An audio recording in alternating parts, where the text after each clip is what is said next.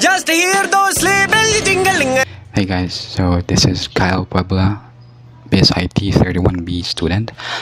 In this session, we're going to discuss memory management.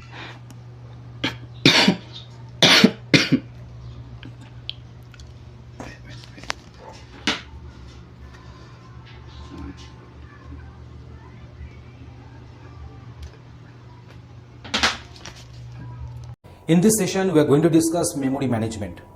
Memory management is a very important function which operating system does, because you see, if you want to execute any program, then the program has to be loaded in the computer's memory.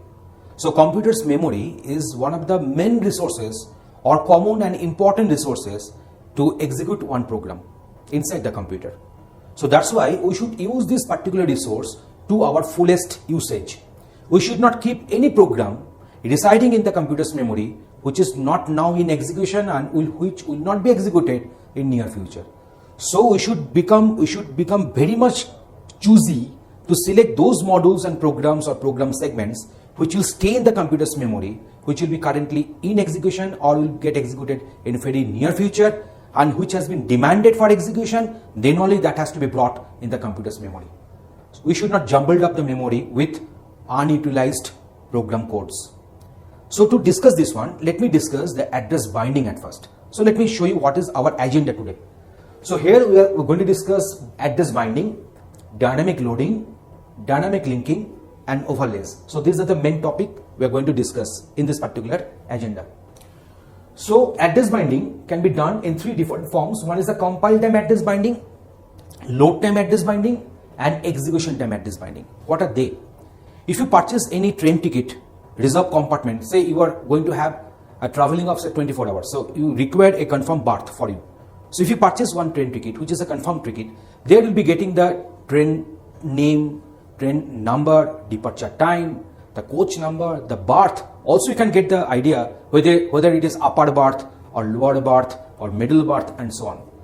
So when you are purchasing one train ticket, you are getting all the details prior.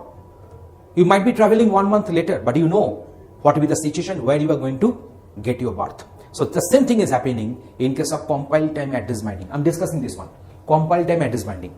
So compile time address binding means in this particular address binding, during the compilation, the absolute address will get embedded in the executable code. That means the program knows that from which address it is supposed to get loaded and from where it is supposed to get executed. So that's why in case of compile time address binding, we are having one advantage and one disadvantage. The advantage here is that it will require a minimum setup time. After entering into my coach, I know that where I'm going to sit. I need not to ask any other person. Say, is the seat vacant? Is the seat available? Is the seat occupied? I need not to ask anyone because I know. So minimum setup time is one of the advantages of compile time address binding. What is the main disadvantage of compile time address binding? Let us suppose a program which is going to get loaded is targeting to a certain memory location which is preoccupied by any other program. Then what will happen? If the memory space is preoccupied by any other program, then what will happen? The collision will take place. The current program will override the previously existing program in the memory, in the particular memory block. So that is a main disadvantage. Next one will be our load time address binding. Load time address binding means when the program will get compiled, then all the addresses will be in the relocatable addressing format. I'm not getting. Let us suppose I have purchased one flight ticket. So when I have purchased the flight ticket, I know that what is the flight number and when it will depart, when it will arrive, probable arrival time, everything, date. I know everything. But I don't know which seat I'm going to get. Am I going to get a seat in the rear end of the flight or near the wing or in the front side? I don't know. So when I shall reach to the counter, then I shall get a boarding pass.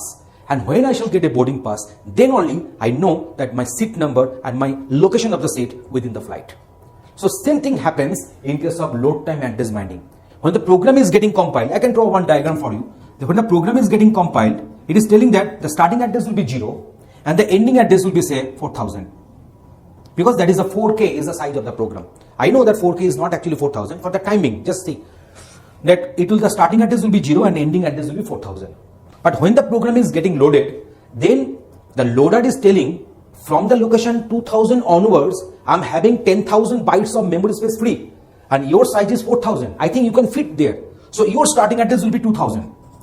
So this relocatable address plus this base address, what you are getting? You are getting the physical address. So 0 will be converted to 2000, 1 will be converted to 2001, and 4000 will be converted to 6000.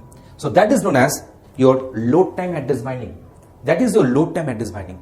So compile time address binding means confirm train ticket. Load time address binding means confirm flight ticket. But what about this execution time address binding? Let us suppose in the flight I have got my seat. I'm sitting just beside one old lady, aged lady. So now one young boy has come to me, and the gentleman is asking that you are sitting beside my mother. Can you exchange seat with me? I'm having no problem to exchange seat with that young lad. Then I shall move to his seat, and he will be sitting in my seat because he can sit beside his mother. So the same thing is happening in case of execution and address binding. The program has got loaded into the memory. It might be executing also. But during that period of time, if I can move that program from one memory block to another memory block, if it is allowed, then I shall say it is execution time address binding. So the new address will be allocated to the respective program. Obviously, it is possible if initially it was in the load time address binding, not in the form of absolute address binding or say compile. Dynamic loading means, let us suppose we always write a program and the program used to get divided into multiple modules.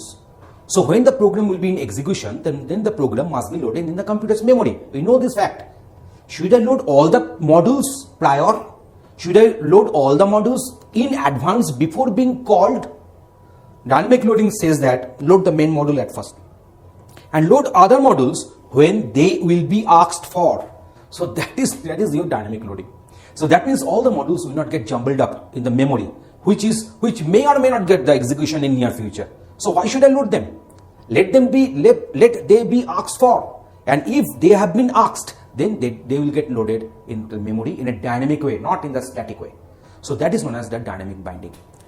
In case of dynamic linking, let us suppose that is a particular module. The module has called different functions. You know functions? The module has called different functions, and all those functions the function bodies are written in the system libraries.